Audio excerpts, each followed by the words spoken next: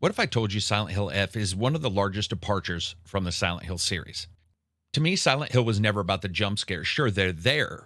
But at its core, it's always been a therapy session with monsters. James is out there stabbing metaphors because his guilt's too emotionally constipated to talk about it. And now in Silent Hill F, we've got Hanako dodging nightmare creatures while her sanity meter drops the more she stares into the abyss. Turns out repression is the real self-care.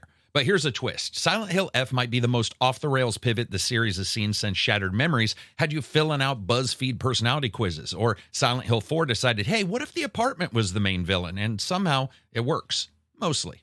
Let's dive into the review. Leave a comment if you get a chance. We'll be giving out some copies to random commenters. Silent Hill F isn't here to spook you with a haunted house pop-up gallery of cheap scares. No, this one's designed to crawl under your skin, take up residency, and start rearranging the furniture of your subconscious. The way the game plays out and changes and morphs expectations is like playing through someone's fever dream scrapbook with the glue peeling off the pages, and somehow the newest pages weirdly looking the oldest.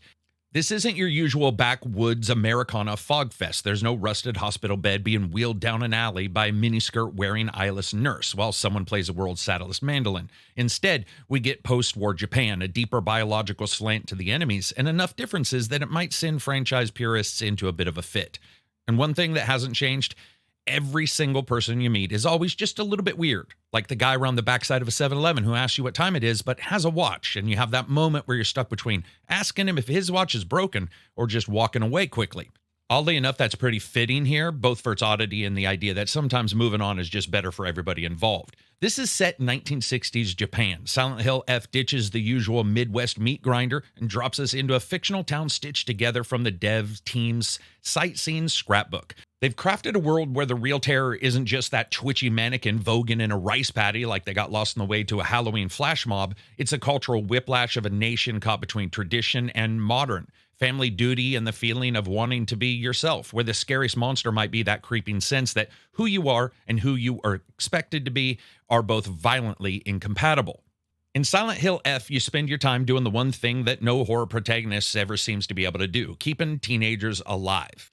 First, there are no guns, no pistols, no shotguns, no ranged crutches to keep horror at bay. F is an up-close survival horror game, and it's better for it, and a game that reminds you more of, say, Condemned, if you replace the man with a small Asian girl, gave her a -10 to swing heavy shit, and then set her on her way.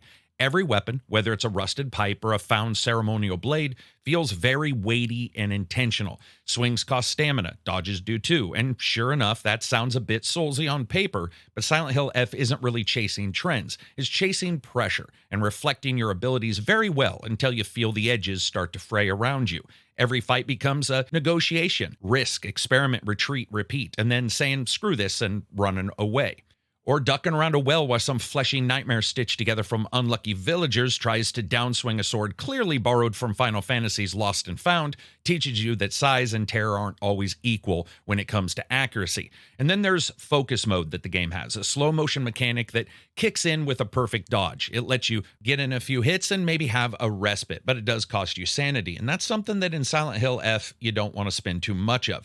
Escaping and getting to a save spot in this game ends up at a small shrine. These are places where you take a moment to just calm down, to ask the spirits to bless you, and then apply random trinkets they drop in trade for items that give you increases to stamina, or to absolutely awesome ones. For example, one that gives you a burst of energy from food just by picking it up, like that rush of adrenaline when you find a friggin' 7-Eleven near a campground that still has a couple things you want on the third day of a trip. And it's simply reflecting the mental trauma and tiredness of a character fighting through the physical representations of it. The combat isn't remotely as difficult, nor expecting players to perfect dodge every time, but instead just keep an eye on their various means of movement, their various means of attacking, as well as their own mind. Now, speaking of movement, you're not required to square up with every single monstrosity here that stumbles out of the dark. In fact, Silent Hill F often leans into avoidance. Stealth isn't just viable, it's actually encouraged.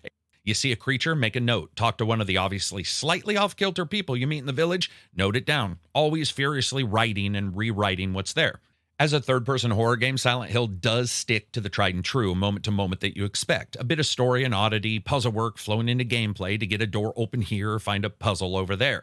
But it's held together by the changes that it employs and the fact it does them without feeling like a goddamned weakness simulator, or at least as much as I had originally worried it would. In fact, most everything in the game does come together very well. Puzzles are awesome and fit the world, sometimes just opening a door, the next time opening a bit of cerebral lore to a bit of truth or a past mystery or memory uncovered. As you progress and explore, you uncover more, meet different characters, and fight and run away from more creatures. It's not exactly new territory, but it's how it handles the reversion back to the original thought processes of the basics and the original title that works so well here. Difficulty can also be adjusted for those who want a harder or easier experience, and while some boss battles or experiences take some experimentation, nothing actually feels unfair. I mean, as unfair as a 104-pound girl fighting a 900-pound raging behemoth made of best friends could feel. Also, throughout all this, the game actually runs way better than I expected.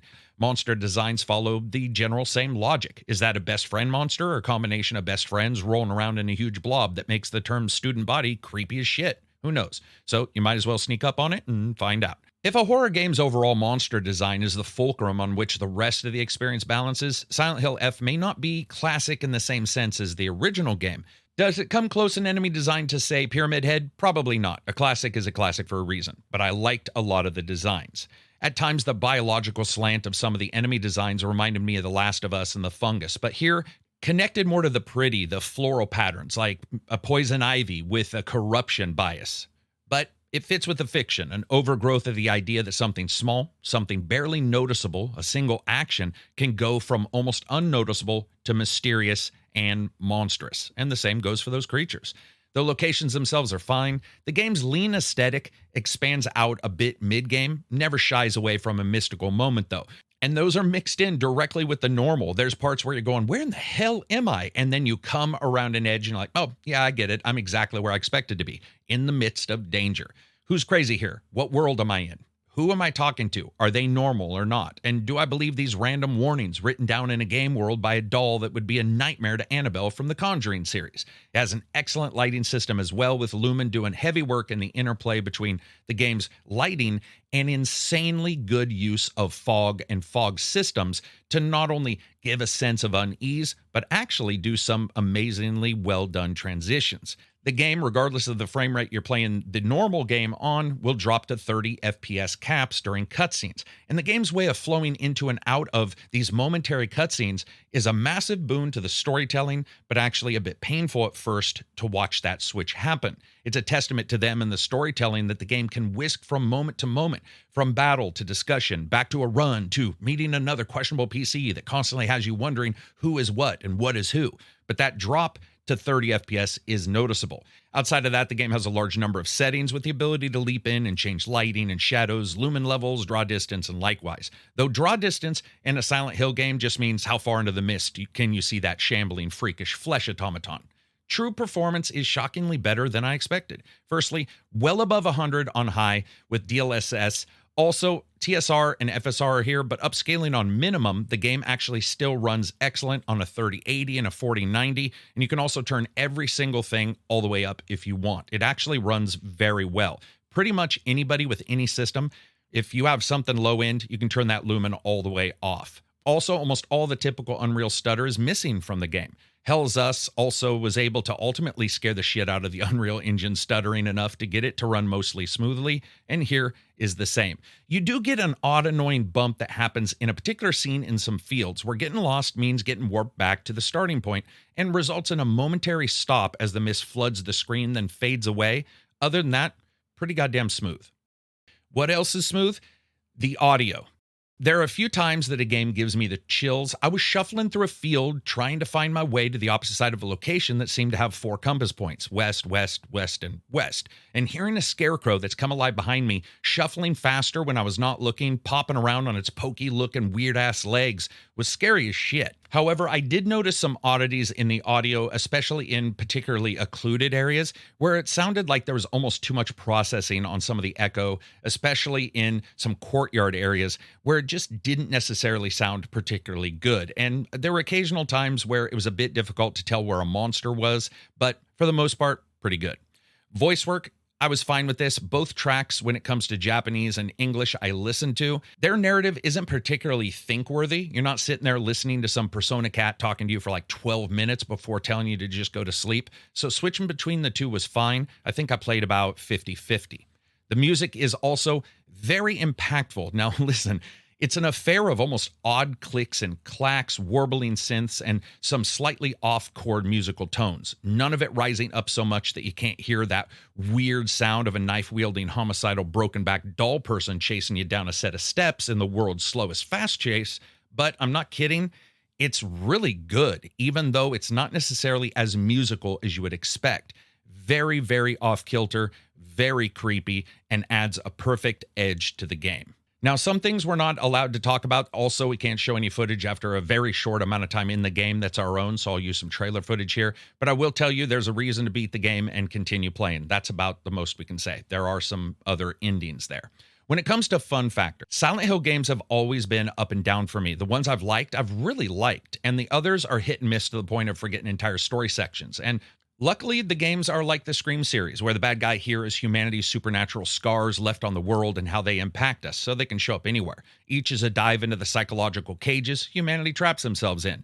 What I loved about Silent Hill F is that the Japanese thoughts on humanity, family roles, life expectations, and treatment are all their own mini cages, and exploring that as a young girl in a small town, or at least apparently, adds its own sense of super alienness. Less familiar than the prior games due to their overall Western theme, but here I love the friggin' laser focus on the idea that regardless of all the social dognards that blather on about how every group, religion, and people that they like are better than everybody else, Silent Hill's consistent idea is that nope, humans ultimately suck. Not because we manually create monsters, but we let psychological ones continue and grow. In many ways, we feed them, and sometimes the world vomits it back out on us, and that's where you spend your time in this game, in the mix of a lot of mistakes.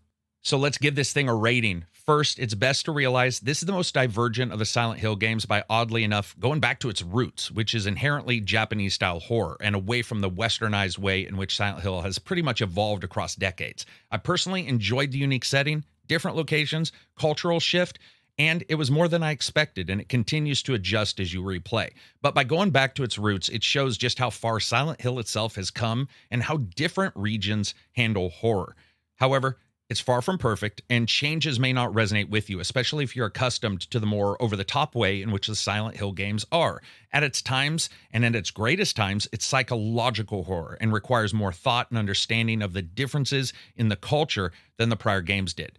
Now, for me, this is a buy. I think it's awesome. I love the change up, and it was just different enough to keep me interested. It's a game, though, that is at odds, where familiarity is now alien, and its alienness is weirdly returning to its roots. And that means a fundamental shift in not only pacing and tone, and if that's something that you loved from the other games, this might not be for you, which does mean lots of story, maybe not so much telling.